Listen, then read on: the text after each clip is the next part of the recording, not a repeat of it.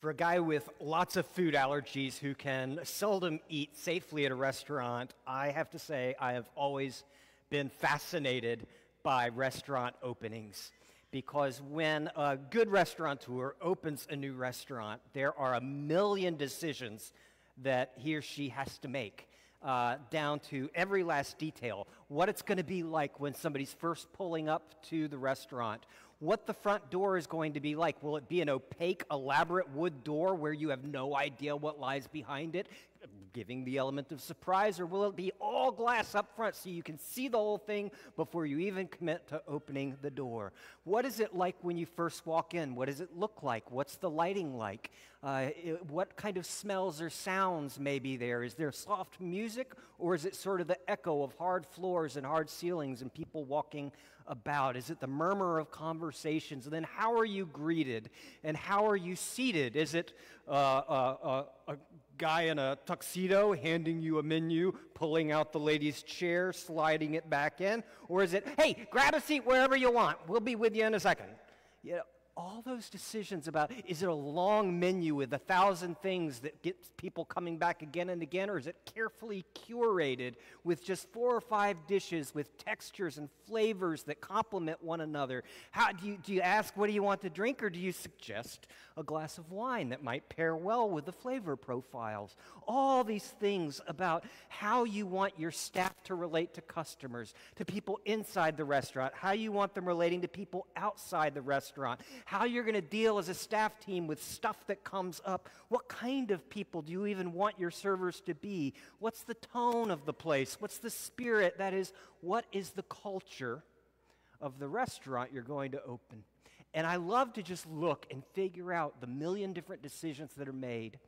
And in a sense, Paul is doing that not for a restaurant, but for the church. He's writing here to the church at Rome, which was a church he had never yet visited. And so he's wanting to get he's wanting to reach out to this church to make sure it is starting out with the right kind of culture. What's it going to be like? How are you going to relate to people inside? How are you going to relate to people outside? What kind of murmur and chatter do you want to be hearing among the people of God? Not in a restaurant, but in this new organism, the body of Jesus, his church. This is the Bible's most systematic presentation of the Christian faith. And it's here that Paul sets a vision for what the gospel is and what the church's vision must be in light of that. He's going to include all kinds of details. The tone, the spirit, the culture of the church. He's going to give a lot of reminders, lots of information. This was an influential church. It was the church in the most powerful city on the planet, the city that ruled the entire Mediterranean, the greatest Western civilization up to that point. He wants them to get it right. He wants to lay out and define the culture of the church. It's Romans chapter 1. I'm going to begin reading in verse 8 and read through verse 17. This is the Lord's gospel. First, I thank my God through Jesus Christ for all of you, because your faith is being reported all over the world. God, whom I serve with my whole heart in preaching the gospel of his Son, is my witness how constantly I remember you in my prayers at all times. And I pray that now at last, by God's will, the way may be opened for me to come to you. I long to see you so that I can impart to you some spiritual gift to make you strong. That is, that you and I may be mutually encouraged by each other's faith. I don't want you to be unaware, brothers, that I planned many times to come to you, but have been prevented from doing so until now, in order that I might have a harvest among you, just as I have had among the other Gentiles. I'm obligated both to Greeks and non-Greeks, both to the wise and to the foolish. That's why I'm so eager to preach the gospel, also to you who are at Rome. I am not ashamed of the gospel, because it's the power of God for the salvation of everyone who believes, first for the Jew and then for the Gentile. For in the gospel, a righteousness from God is revealed, a righteousness that is by faith from first to last, just as it is written, the righteous will live by faith. What do we see here? We see Paul laying out a vision of a gospel-empowered community. Look at the love in Paul's heart. This is not cognitive. This is not cerebral. This is emotional. This is relational. I thank my God for all of you. I constantly remember you in my prayers at all times. I pray that a door will be open so that I can come to you. I long to see you. This isn't about, religious consumers gaining a personally self-fulfilling worship experience at a Sunday morning worship service. Paul feels a longing for these people as his family members in the best sense of the term. He feels a longing for them. He remembers them constantly in his prayers. How many people can you say that about, that you long for them so deeply that you're constantly praying for them because you want them to flourish and to thrive in Jesus? He wants to see them so badly. And there's nothing cynical about Paul's attitude here. This isn't boilerplate language. He's speaking from his heart in what we think of as the most systematic of all the books of the New Testament. The gospel gives us a vision here for a church that's not about religious consumers getting their religious needs serviced. That's the way Americans think about religion. That's not how Paul is laying out the vision here, though. It's about family. It's about community. It's about love and longing for one another that just can't wait to see you. Driving this need to constantly ask God to further his work in all of us. The gospel creates that kind of love for your fellow followers of Jesus. It's a gospel-powered community, and a gospel-empowered community that also empowers us with a humility to be able to serve other people. Paul doesn't want to come to them primarily to get his own needs met. It's not about taking for him. It's about giving. He wants to serve them. The church is not a product that we sit back and evaluate and judge. I remember one friend of mine, he never seemed to invest in other people, but he would spend hours and hours every week reading books critical of the church, and there's always plenty to criticize, so that he could better evaluate and criticize the church. And I remember it was so negative, it was so toxic, and he was so miserable and was becoming so angry because he was looking at the church as something to judge, not looking at it as his family, that he was there to serve in humility, thinking of himself as less.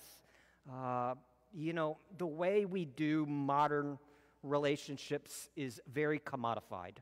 You have a guy who changes your oil, and you're going to go to him to get your oil changed so long as he's giving you a service, a product that you want at a price you're willing to pay. And you've got a bank that you have a relationship with, and so long as it's giving you the product you want at a price you're willing to pay, you're going to be in relationship with that bank. But if the terms change, you're going to find a different one, because the bank is a commodity. The oil change guy is a commodity. Your grocer is a commodity.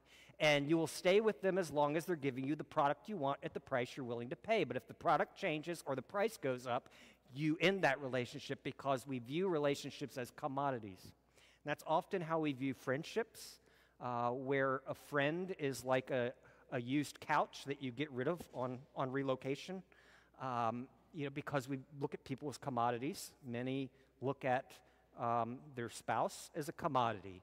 And so long as your spouse is giving you a product you want at a price you're willing to pay, you're all in. But if they change and they're not a product you want anymore, or if the price goes up, then you upgrade to a different spouse. It's how often people view churches. As long as it's giving you the product you want at the price you're willing to pay, well, it's free. You're in, but as soon as something changes, it's a commodity. And this is a different vision. Paul is not laying out a vision of the church as a commodity that you really need at a price that's really good. No, he's saying this is something that you're here to serve. Your relationships aren't commodities, they're people. And you're to love them and care for them. And the gospel will give you the humility to give up your own needs and your own demands enough to love other people, to wash their feet, to forgive their sins, to encourage them, and to be all in at the time when everybody else wants to be all out.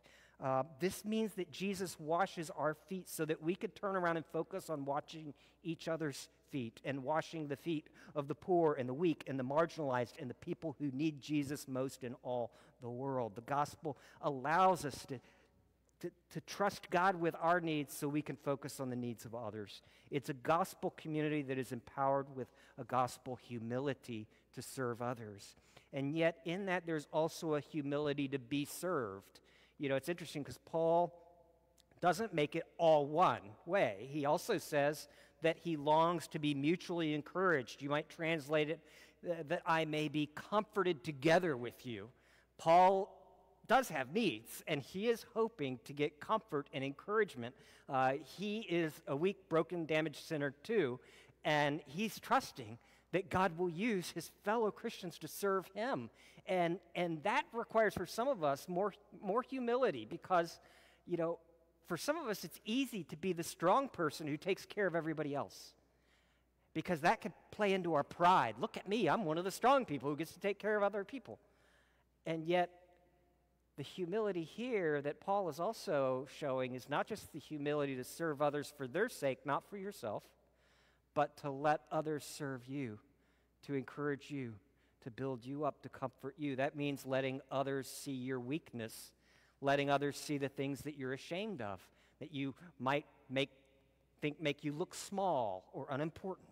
And that can be harder, but the gospel breaks our pride because the gospel says that I am a billion times worse than I ever imagined. My sin is way more offensive to a God who is way more holy and righteous than I would ever dream.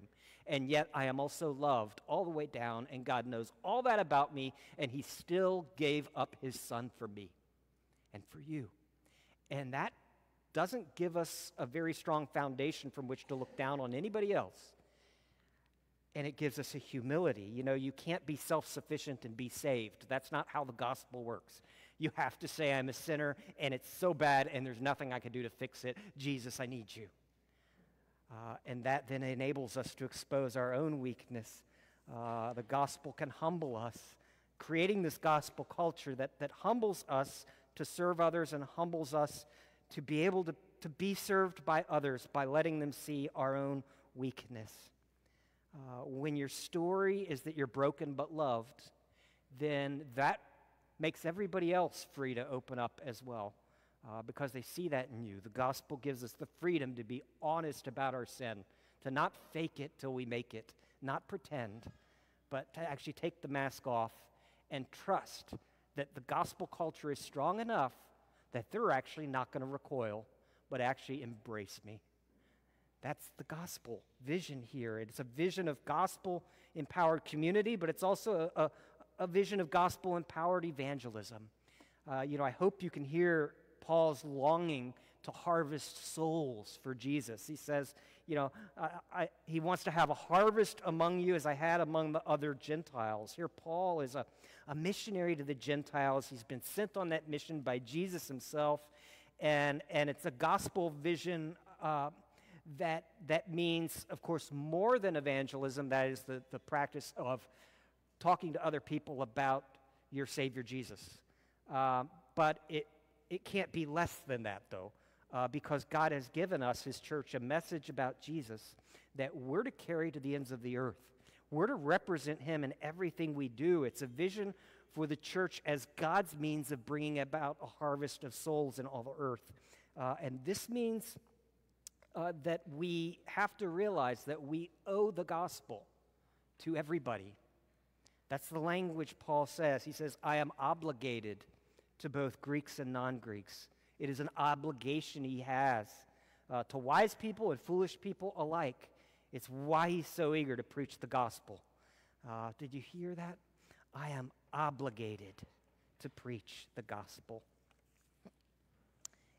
And that can only be done with a spirit-empowered eagerness. Hear Paul's eagerness when he says, I am not ashamed of the gospel. There aren't many things I can say that about. I am not ashamed of fill in the blank.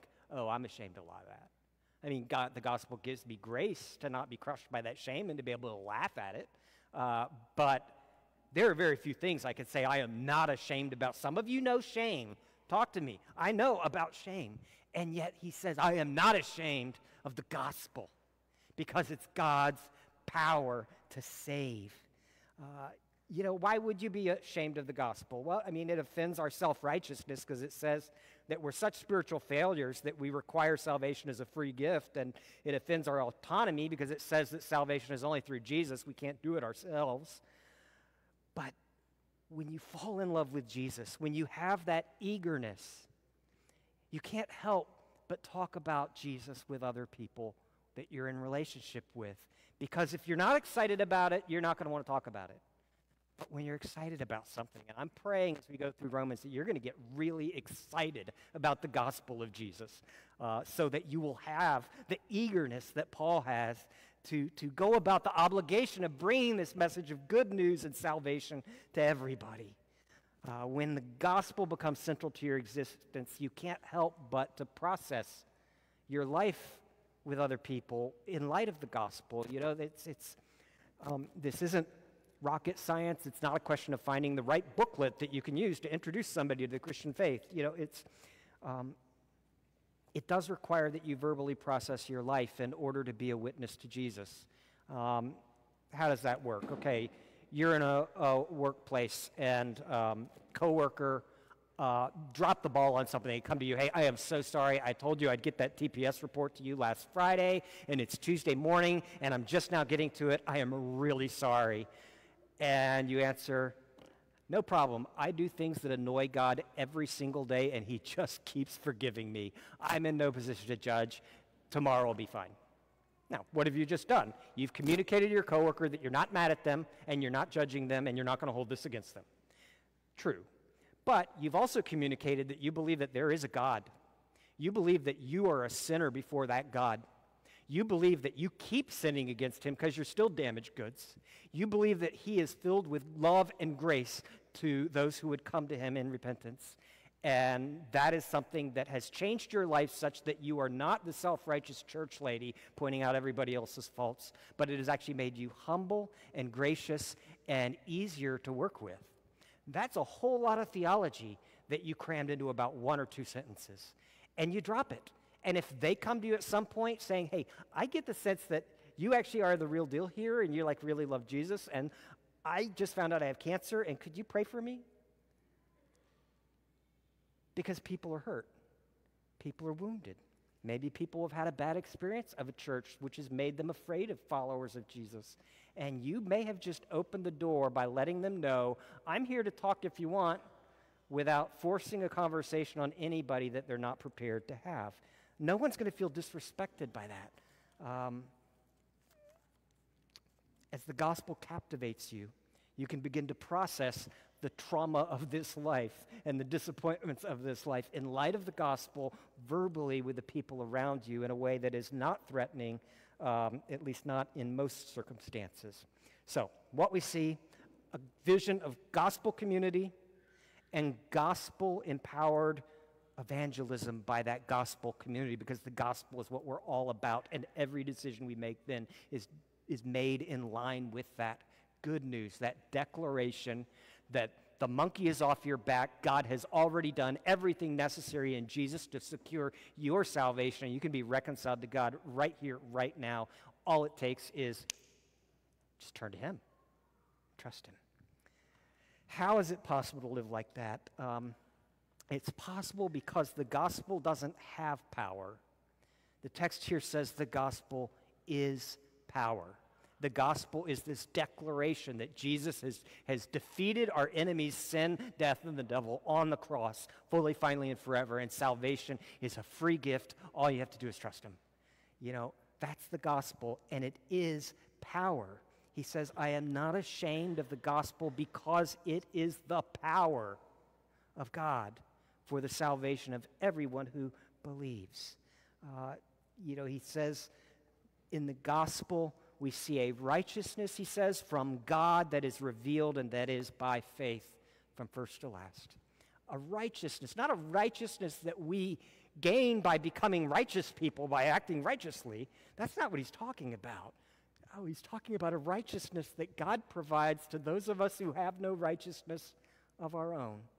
Those of us who look at the greatest commandment, Jesus said, to love God with all of our heart and all of our soul and all of our mind and all of our strength. And the second greatest, to love our neighbor like ourselves.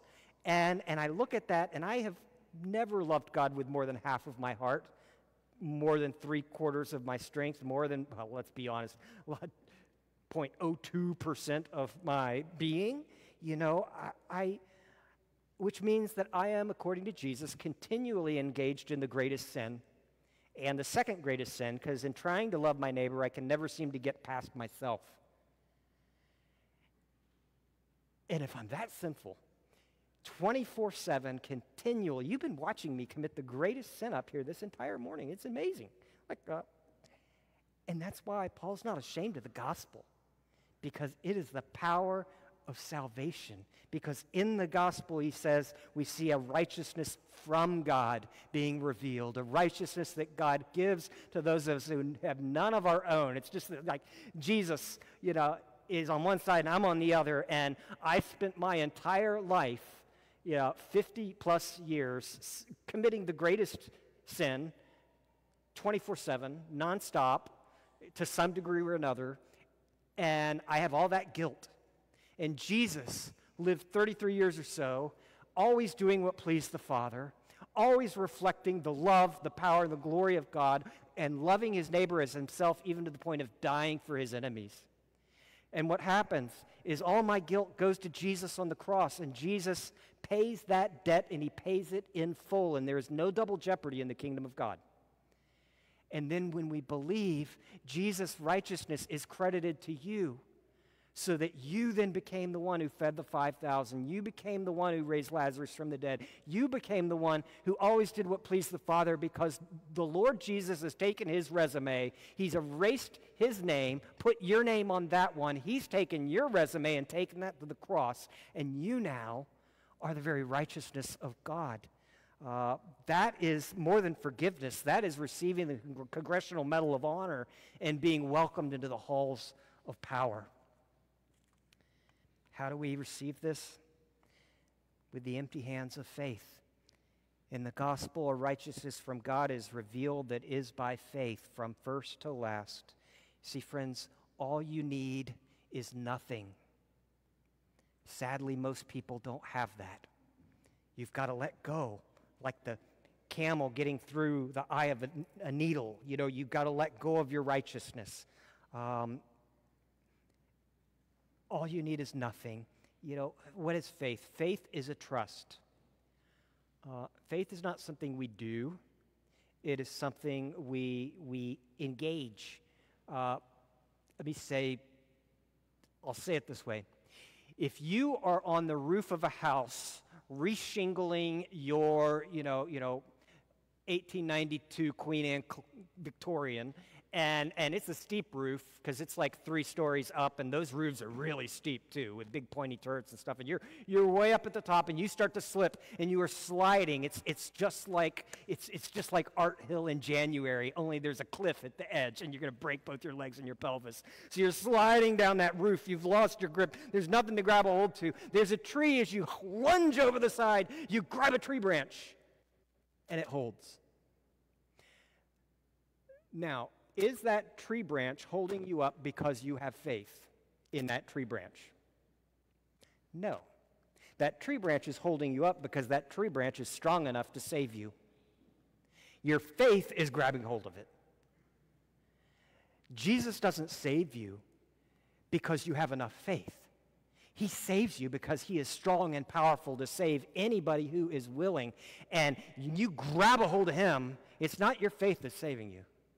It's the one in whom your faith is placed, who is able to save. That's faith. And that's something that's not just for the beginning of the Christian life, but it is every single day you're going to slide off that roof. And every single day that tree branch is going to be there. And every single day it is going to be strong enough to hold you up. All you have to do is grab hold of it. Because Jesus is faithful, and he is strong enough and good enough and willing enough to save. Paul says it's by faith from first to last. In other words, all the way through the Christian life, it is in utter dependence on Jesus and the realization that because of God's choice of you, and Jesus clothing you in his righteousness, that God is not an angry ogre shaking a stick at you. Instead, he's your dad, and he is wild about you. You are the apple of his eye. You are the object of his desire. The Bible says that God treasures you. You think of a small child on Christmas morning walking down the stairs and seeing for the first time the tree lit up and all these packages under it. And as that small child walks down, their eyes get bigger and bigger and bigger, and eventually they're like giant Disney eyeballs. And that is what God's face looks like when he looks upon you. You are his treasure. You are clothed in gospel righteousness, received by faith from first to last. Robert Capon speaks about recovering this scary gospel of radical grace, a radical grace that teaches us to say no to sin, because it's only the grace of God that can teach us that.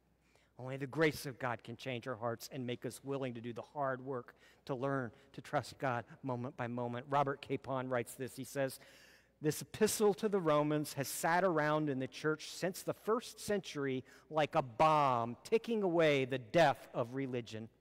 And every time it's been picked up, the ear-splitting freedom in it has gone off with a roar.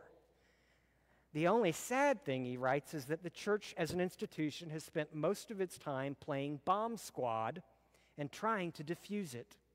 For your comfort, though, it cannot be done, because the gospel is the power of God.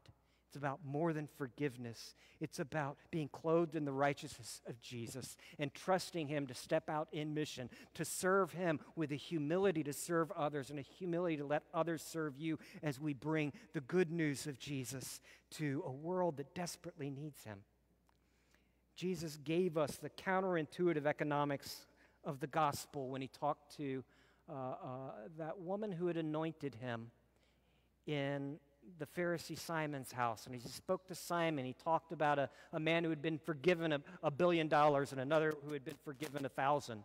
And he asked, which one will love the forgiver more? The one who had the big debt or the one with the small debt? And he said, well, I imagine the one that's forgiven more. And Jesus said in so many words, bingo. The reason you don't love God enough to do what he says is because you haven't been forgiven enough to love him enough. And you need to be forgiven more. You need a deeper experience of his grace, because then you will be forgiven more and will love more. And loving more, you will do what he says. It's the only way, by believing the gospel. Going back to the beginning, Jesus plus faithfulness does not equal salvation. Jesus plus nothing equals salvation. It's 200 proof gospel, 100% grace, Christianity 1.0 that does not ever, ever, ever require an upgrade. The gospel is the power of God. He takes that which is dead and he makes it alive. He takes that which is ashamed and he makes it proud of the gospel and what God has already done for us. He takes that which is empty and he makes it full. And he takes that which is weak and he places his own power on display in the midst of our weakness. Jesus loves his church. He loves his people. And as you consider God's eyes looking upon you now, I hope you can see in his eyes the tenderness and the compassion and the willingness and the love. Because in Jesus we see the face of God, strong, yes, powerful to save, and tender, filled with love and compassion, a Savior who brings us to life. One of my favorite children's stories is Marjorie Williams' The Velveteen Rabbit. We have any Velveteen Rabbit fans in here? I'm not going to read you the whole thing. There are a few of us. We can get together afterwards and share our rabbits. But the story of the Velveteen Rabbit is of a stuffed rabbit, a stuffed animal, a bunny, made of velvet with silk pink lining in the ears. And it's the story of the boy that loves the rabbit, the little boy who sleeps with the rabbit every day. We read, the Velveteen Rabbit slept in the boy's bed. At first, the rabbit found it uncomfortable, for the boy hugged him very tight, and sometimes he rolled over on him. Sometimes he pushed him under the pillow, so far that the rabbit could scarcely breathe. But very soon he grew to like it, for the boy used to talk to him and made nice tunnels for him under the bedclothes that he said were like the burrows that real rabbits lived in. And so time went on, and the little rabbit was very happy, so happy that he never noticed how his beautiful velvet fur was getting shabbier and shabbier. His tail was becoming unsewn, and all the pink had rubbed off of his nose where the boy had kissed him so many times. One night, the bunny was left out and got wet in the dew, and Nana grabs it and brings it in, and the boy wants his bunny. Oh, you have to have your old bunny. Fancy all that fuss for a toy. And the boy sits up in bed, stretches out his hands and says, "Give me my bunny. You mustn't say that. He isn't a toy. The bunny's real." That night, the rabbit was almost too happy to sleep, and so much love stirred in his little sawdust heart that it almost burst out of his fur. Then one day the boy grew ill, and as he grew ill, it was a very severe illness, and so he slept with his bunny. He held his bunny tight, so hot was the little boy's skin that it even burned the bunny, but the bunny loved being there for the boy because the boy loved him so much. And then, after the boy recovers from what was a very, very bad illness, the doctor comes in and he says, "You're going to have to go off on a trip to the seashore, and you've got to get rid of all this stuff that's filled with scarlet fever. You got to burn it." He said, "What about his little bunny?" "No, it's filled with germs. Burned it at once." "What nonsense. Get him a new one. He mustn't have that anymore." And so the little velveteen rabbit was thrown out in the trash as the boy prepared to go to the sea, in a sack filled with garbage. And as the little boy was missing, or as the little rabbit was missing his boy and was thinking that all of it was for this, a little tear comes out of his velveteen eyeball and lands on the ground. And out of that tear springs a fairy who explains to him that she is the one who takes all the toys when they're no longer needed, the ones that have truly been loved, and she makes them real. And she kisses the little bunny and disappears.